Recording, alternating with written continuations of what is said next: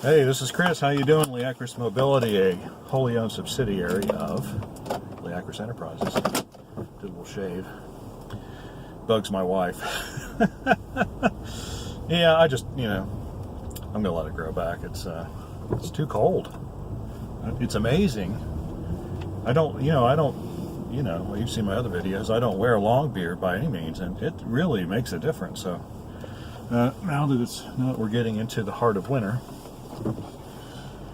I'm going to let it grow back out and just keep it trimmed up. So anyway, question of the day is, should you defragment a solid state drive? And of course my answer is yes, with certain conditions, right? You don't set your defragmenter to run every night or every week or even every month, but yeah, 2 or 3 times a year. I don't care how fast a hard drive is. If it gets sufficiently defragmented, it becomes slow. There's only so much advantage to be gained by having the device be electronic instead of mechanical, or predominantly mechanical.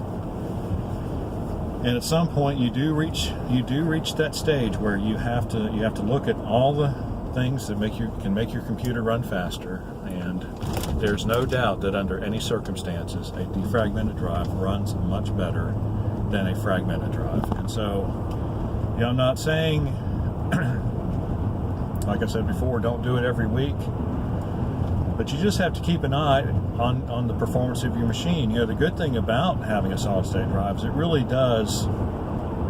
it has to get pretty fragmented before, the performance of your machine gets bad. And so therefore you won't even feel the need to defragment it until you get to that point where, that 30-second boot time is turned into a 3 or 4 minute boot time. And, that program, that word program loading, takes a minute instead of, 4 or 5 seconds. When you get to something like that, now and then, it's time to defrag. And, of course, the more you use your computer, the quicker it gets fragmented. And the other thing you have to understand, I know that wear is an issue on solid state drives. You really do have to understand that your drive is being used by Windows all the time. You're not aware of it, and the light isn't just going off and on like it's running all the time. But the nature of virtual memory on a computer means that Windows is swapping files back and forth to the hard drive all the time.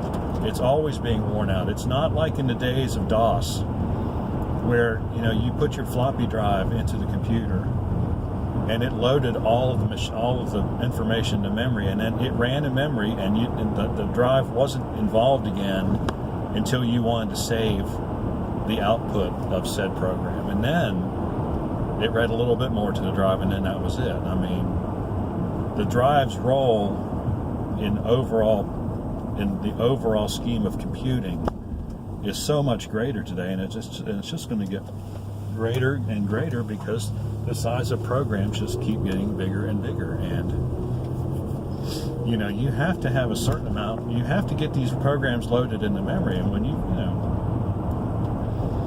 you've got huge data files that go with some spreadsheets and databases and all this kind of stuff. It's just going to get bigger. It's not ever going to get smaller. Which is why, really, you don't see a hugely tremendous amount of performance difference in modern machines compared to ones 5 years ago. You just don't, because the software is getting so much more complicated. It takes so much more processor power to run. Moore's law says processor power goes up. It doubles every 18 months. I don't know if that's actually a law. I think it's just somebody made that up, and it's kind of worked out so far. But, I would say the complexity of software goes up about double every 18 months as well. And so you don't really notice it. It's like you just got a new Jag, but it's got 2 tons of cement in the trunk, You just don't quite get the performance you were looking for. Alrighty, well, that's my 2 cents. I know a lot of people disagree, but, I do not hesitate to defragment a hard drive if I see that the performance is slow. I don't care what kind of drive it is. So, and I'll do it to yours too if you bring it to me, and I determine that it's what it needs, because it probably does. And it doesn't, like I said, the wear factor is not as significant as some people might make you think. All right, got any questions or comments? Leave them in the section below. Like and subscribe. Appreciate it when you do. We'll see you on the next video.